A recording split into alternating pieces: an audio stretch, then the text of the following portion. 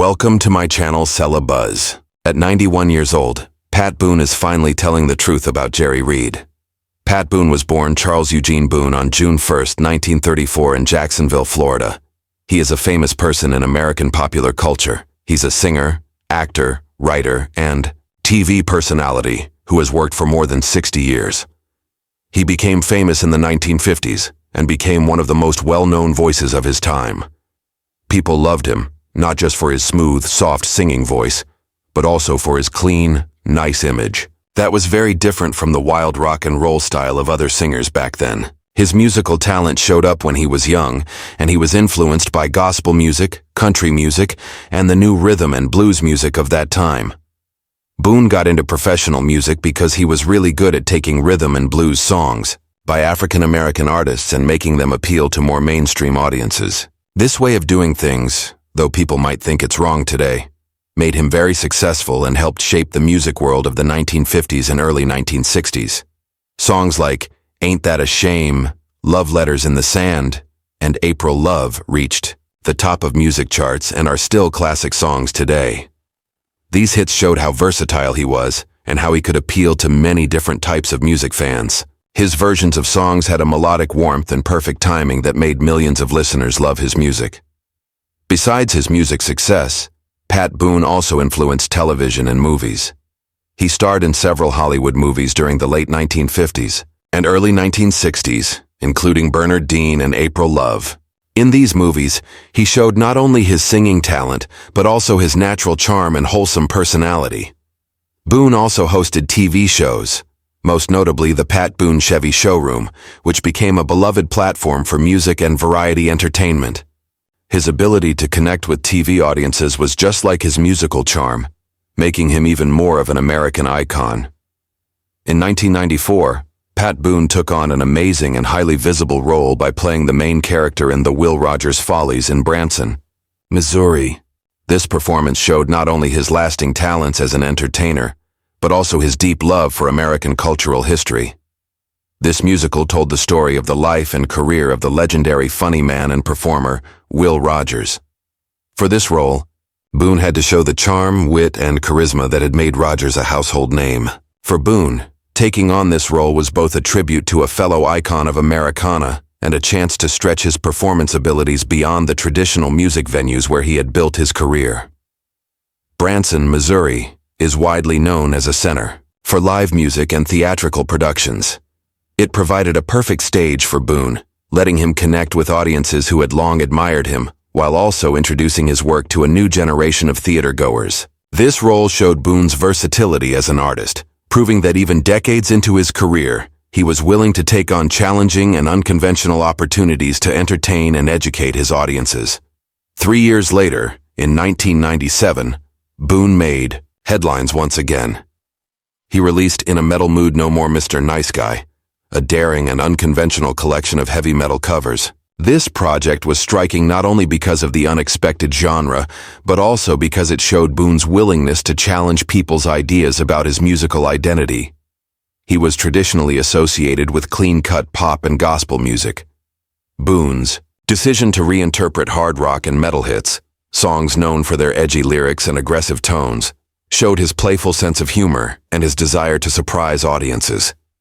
To promote the album, Boone made a bold public statement by appearing at the American Music Awards dressed in black leather, complete with all the trappings of a stereotypical heavy metal persona. This appearance caused controversy, particularly among religious audiences, leading to his temporary dismissal from Gospel America, a television program broadcast on the Trinity Broadcasting Network.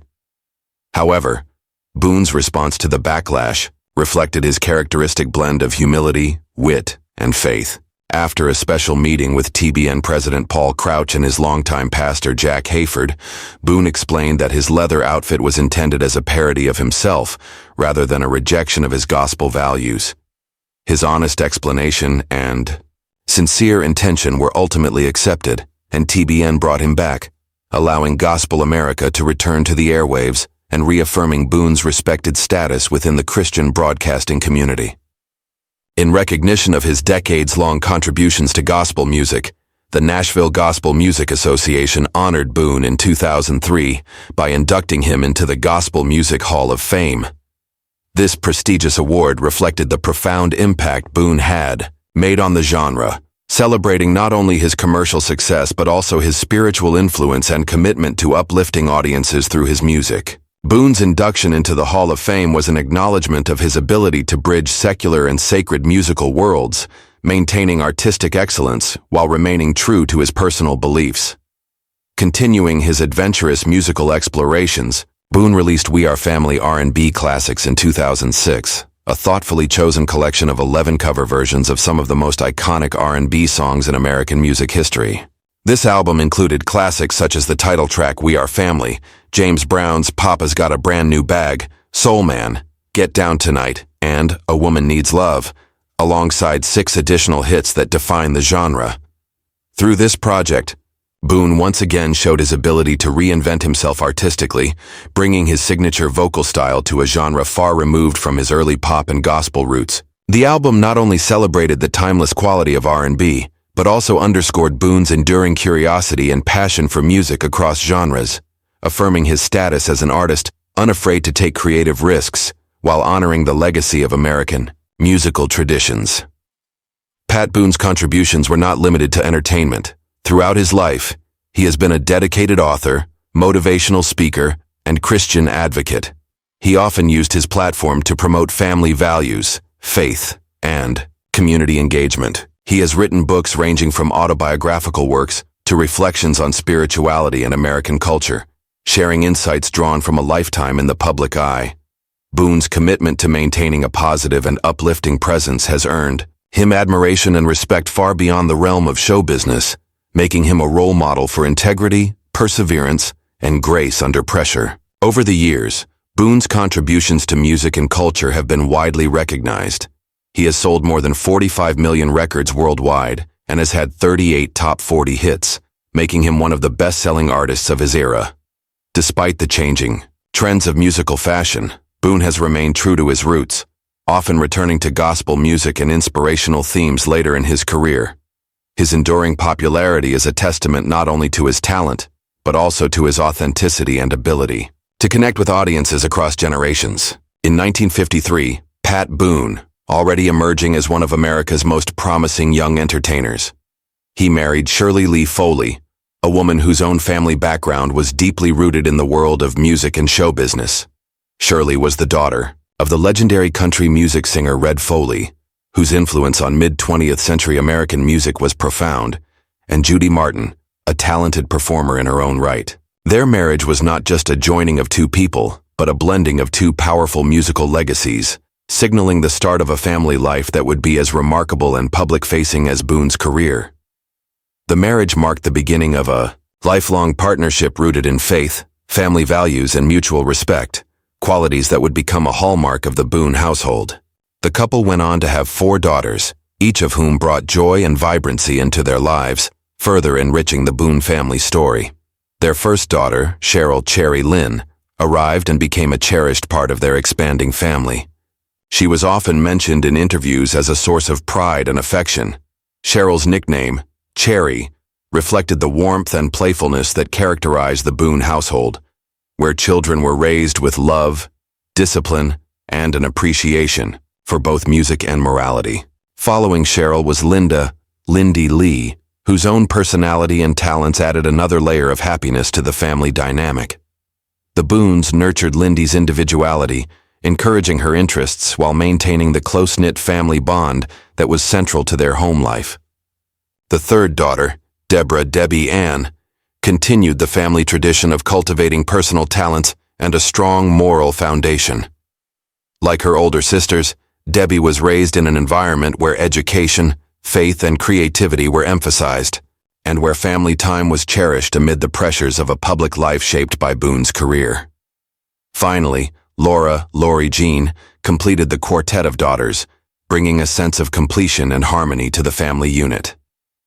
Each daughter, while unique in her own personality and aspirations, shared the Boone family values. They all had integrity, compassion, and a love for music and culture.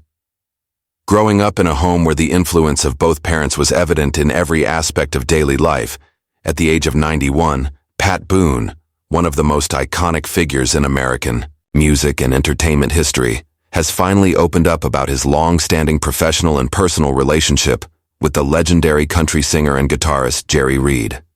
Boone, who has lived a life in the public eye for more than 7 decades, has always been known for his polite behavior, careful commentary, and his ability to maintain a sense of respect and dignity in the often turbulent entertainment industry. Yet, now in his early 90s, he has chosen to share honest insights and reflections on Jerry Reed, offering fans a glimpse behind the curtain of a story that has intrigued country music fans for years. Jerry Reed was unlike anyone I ever met, Boone admits, a statement that carries with it a weight of personal experience and admiration. He had a spark, a fire, a creativity that was raw and unfiltered. You could feel it the moment he walked into a room. Here, Boone emphasizes Reed's unique personality, capturing not just the talent, but the aura that made Reed such a magnetic and influential figure in country music. Boone's words suggest a mixture of awe, respect, and perhaps even a hint of longing for a time when such raw talent could leave audiences spellbound without the need for modern embellishments. Boone goes further, recounting specific instances that illustrate Reed's singular genius. "I remember one session in Nashville," Boone recalls, "where Jerry just picked up his guitar and started playing this riff that was unlike anything anyone else was doing. People stopped what they were doing just to listen. He had that ability to take a simple tune and turn it into something unforgettable." In this reflection, Boone is not merely reminiscing about musical prowess. He is conveying the kind of charisma and originality that set Reed apart in an era when country music was evolving rapidly. Boone's story provides more than nostalgia. It offers an intimate portrait of a man whose contributions to music were both innovative and deeply personal. The anecdotes also highlight Boone's own awareness of artistic integrity, showing his recognition that genius often comes in unconventional packages, and that such moments of spontaneity are rare and precious in the music industry. Yet Boone's reflections are not limited to Reed's professional achievements. He also addresses Reed's personality, generosity, and sometimes challenging temperament. Jerry could be mischievous, unpredictable, and downright stubborn, Boone admits with a smile. But that was part of his charm. He never compromised who he was for anyone, and in that way, he was a true original. You had to respect that. These comments illustrate Boone's appreciation for authenticity, something he has valued throughout his own long career. He paints a picture of Reed as a multi-dimensional figure, a man of immense talent, but also human complexity, with traits that could challenge collaborators, yet endear him to those willing to understand him. Boone's honesty here is notable. It suggests a willingness, even at 91, to speak truthfully about friendships and professional relationships, providing a perspective shaped by decades of experience and observation in an industry that rarely affords such honesty. Finally, Boone reflects on the legacy of Jerry Reed, framing it not just in terms of music, but also in terms of influence, mentorship, and cultural impact. Jerry changed the game, Boone asserts. He inspired so many not just with his guitar playing, but with his approach to life, bold, fearless, and unapologetically himself. I feel privileged to have known him, and to have shared even a small part of that journey with him. In this statement, Boone positions Reed not just as a remarkable musician, but as a symbol of artistic courage and authenticity, a figure whose influence transcends the technicalities of music and touches on the very philosophy of living creatively. Boone's reflections, shared after a lifetime of observing and participating in the entertainment world, offer a rare and valuable testament.